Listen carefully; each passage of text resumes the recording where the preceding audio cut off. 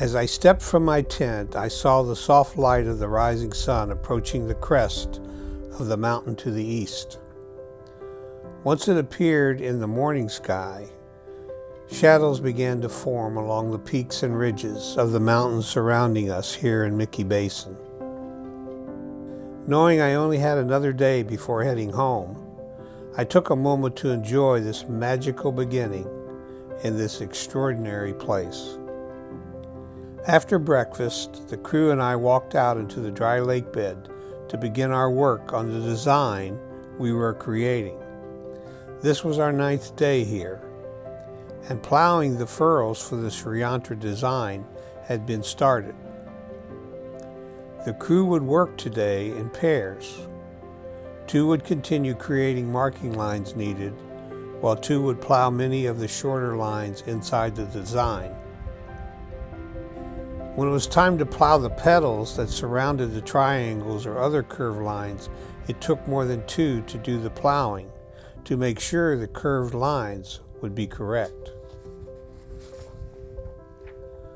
Bill thought it would take another couple of days to complete the plowing. Each day the design got bigger and bigger. I had to walk further and further to gather the footage I wanted to capture. From the ground and from any part of the design, you could only see lines or furrows going every which way. After all the days of working, none of us had seen the whole design from above the ground.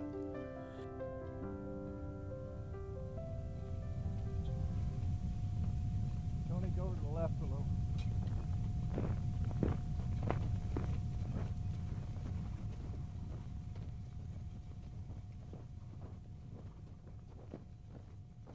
Whoa! Whoa! All right. Good job. Hey, looks I want good. to tell you, that was Look, so good. easy for 3 people. Good. Yeah, it's It was also the easier on me. softest soil in town. Oh, Yeah. yeah. This is like soft city up here. Yeah. I had a couple of Yeah. wobbles there. That looks good. Oh, that's all right. Oh, it looks There's beautiful. a few wobbles, but it's a little flat in that one spot. But Probably I'll take the nails out the big one. well, I got. Does You it throw hit you? 'em and it throws you, yeah. Really? Yeah. Oh, the spikes. Well, we're Big using spikes. only 16. Really? The little one. We're only using Yeah. 16 penny from now on anyway. I can just feel it. It just kind of goes like that. Bob. Yeah, the little 16s are Yeah. okay. That looks very nice. Now let's see how it looks. All right. Oh, it looks beautiful. Wow. Oh, That is wow. that's quite You can see how symmetrical. sumptuous it is. That thing is beautifully symmetrical. That is so smooth. Wow. Even seeing it just from ground level, Bill and his friends were sure it was as perfect as they wanted it to be. Very nice. It's a good job, guys. It looks really good. Yeah, it does. It looks pretty the way it picks up this curve. Actually, The way is it picks that up the curve? circle. Yeah, I know it. The way it plays with this. Now look how, when you look at This would be my last day to be here. I would have to leave in the morning to return to Boise, Idaho to catch a plane home to St. Louis. Bill and I had decided that he, Miles, and I would drive to the top of the 4,000-foot mountain to the north in the afternoon and film the Yantra from there. This would be the first time any of us would get to see the Yantra from a high position.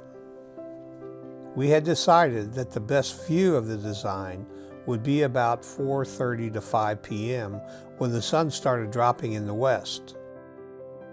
By then, the light shadows would begin to shade the sides of the furrows, and the design could be seen more clearly.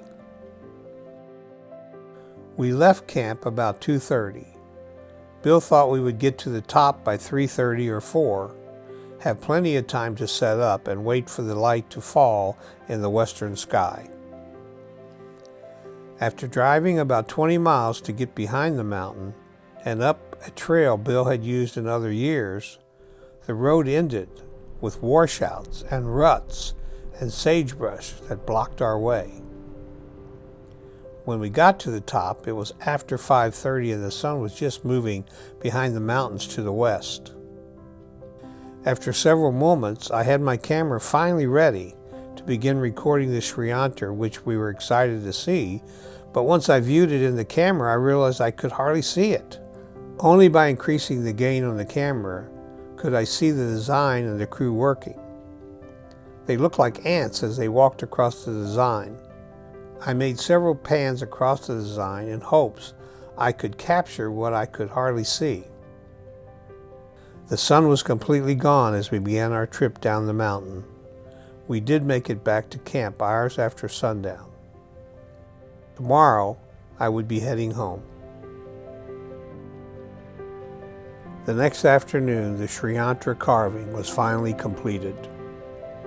Its majestic beauty, measuring over a quarter of a mile across, with 13 miles of lines making up its design, was truly breathtaking.